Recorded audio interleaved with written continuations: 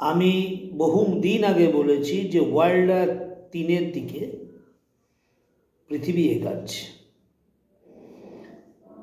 তৃতীয় বিশ্বযুদ্ধ হবেই এই মুহূর্তে দাঁড়িয়েও বলা যাচ্ছে না, কিন্তু তৃতীয় বিশ্বযুদ্ধের সমস্ত বিষয়টাই ধীরে ধীরে দানা বাঁধছে। তার কারণ হচ্ছে আমেরিকার এই মুহূর্তে অর্থনৈতিক অবস্থা যে পর্যায়ে আছে, সেই পর্যায়ে দাঁড়িয়ে আমেরিকাকে একটা নির্ণায়ক সিদ্ধান্ত নিতে হবে।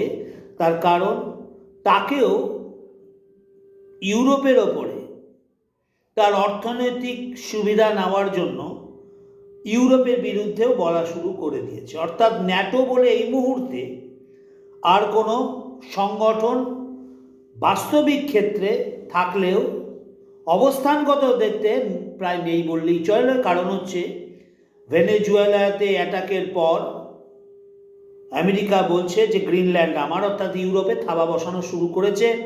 ইউরোপকে বাধ্য করার চেষ্টা করছে তাদের অর্থনীতিতে, প্রতিরক্ষা ব্যবস্থায় আরও বেশি খরচা করতে জিডিপির, এবং সেই খরচাটা যেন আমেরিকার কাছ থেকে গ্রহণ করা হয়। সেই পরিস্থিতিতে ইউরোপের বিভিন্ন দেশের উপর চাপ বাড়ছে। তো বাস্তবিকভাবে ইউরোপের ওপর যত বাড়ছে ততই ব্রিক্স শক্তিশালী হচ্ছে। এই মুহূর্তে পরীক্ষা ব্রিক্সের। মাথা ঠান্ডা রেখে আমেরিকার এই কূটনৈতিক চালের বিরুদ্ধে কূটনৈতিক জিওপলিটিক্সের একটা অবস্থান নিতে হবে ব্রিক্সকে। তার কারণ এটাতে ব্রিক্স যদি একই সাথে থাকে, আমি বলছি না বিশ্বের উন্নতিতে, ব্রিক্স তার নিজের উন্নতি অর্থাৎ রাশিয়া পুনর্গঠনের জন্য, চীন পৃথিবীতে 1 নম্বর অর্থনীতি এবং সুপার পাওয়ারের জন্য, এবং ভারত তার নির্দিষ্ট অবস্থান থেকে আমেরিকার বিরুদ্ধচারণ করতে গিয়ে যে ব্রিক্সের যে মুভমেন্ট, সেটা যদি আরও আন্তরিক হয় তাহলে ন্যাটো তো ভেঙেই গেছে, এবং ন্যাটো ভাঙতে ভাঙতে ইউরোপের একটা বিরাট অংশ চলে আসবে। অর্থাৎ এই মুহূর্তে ব্রিক্সের সবচেয়ে বড় কাজ হচ্ছে ইউক্রেন রাশিয়ার মধ্যে যুদ্ধটা স্থগিত রাখা। কারণ পাশার দান ট্রাম্প খেলে দিয়েছে। এই মুহূর্তে ট্রাম্পের কোনো বন্ধু দেশ নেই, এমনকি ব্রিটেনও না। তারাও বুঝেছে ট্রাম্পের আগ্রাসন। ট্রাম্প ইরানকে বলছে শান্তির জন্য, তা বলছে বিজনেস ডিল করো। অর্থাৎ ভেনেজুয়েলার তেলের ওপর আঘাত মানে চীনের ওপরে আঘাত, রাশিয়ার ওপর আঘাত। কিন্তু ভেনেজুয়েলার ক্ষেত্রে সামরিকভাবে অত উন্নত নয় বলে চীন এবং রাশিয়া বা উত্তর কোরিয়া তাকে সাহায্য করতে পারবে না যুদ্ধ করার জন্য। কিন্তু ইরানের বিরুদ্ধে পাশা ফেলে দিয়ে এমন একটি জায়গায় ট্রাম্প এসেছে, ইরান বলছে যে আমি মরি তো সবাইকে নিয়ে মরে যাব। অর্থাৎ ইরান মরতে গেলে ইসরায়েলের কিন্তু নিশ্চিহ্ন করে দেবে ইরান। হয় ইরানকে নিশ্চিহ্ন করে দিতে হবে, আর না হলে ইসরায়েল নিশ্চিহ্ন করে দেবে ইরান, এবং আমেরিকার উপরও আক্রমণ করবে। সেক্ষেত্রে মারণাস্ত্র দেবে রাশিয়া, উত্তর কোরিয়া এবং চীন আমেরিকাকে দুর্বল করার ক্ষেত্রে। অর্থাৎ ট্রাম্প এই মুহূর্তে সবচেয়ে ফ্যাসাদে পড়েছে, এবং ভারত এই মুহূর্তে জিওপলিটিক্সে সবচেয়ে ভালো জায়গায় আছে। কারণ ভারতই একমাত্র দেশ যার বিদেশ নীতি এবং সামরিক নীতি একটা নির্দিষ্ট পথে চলে। অর্থাৎ কখনোই কোনো পরিবর্তনের মধ্য দিয়ে বিদেশ নীতির চলাচলের সাময়িক কিছুটা পরিবর্তন হয়। আগে ছিল বিদেশ নীতিটা একটা পরিবারতান্ত্রিক বিষয়ের ওপর, তাই অনেক ক্ষেত্রে দেশের স্বার্থ রক্ষিত হতো না। কিন্তু ভারতীয় জনতা পার্টি আসা সরকার গঠন করবার পর এই সরকার শুধুমাত্র রাষ্ট্রহিতেই যে কোনো দেশের সাথে আছে। তাই কখনো মনে হয়েছে ট্রাম্পের সাথে ভারত প্রায় একসাথে হয়ে গেছে, কিন্তু আবার দেখা গেছে স্ট্র্যাটেজিক ফ্রেন্ড এবং দীর্ঘদিনের বন্ধুত্ব রাশিয়ার সাথে, সে বন্ধুত্ব অটুট আছে।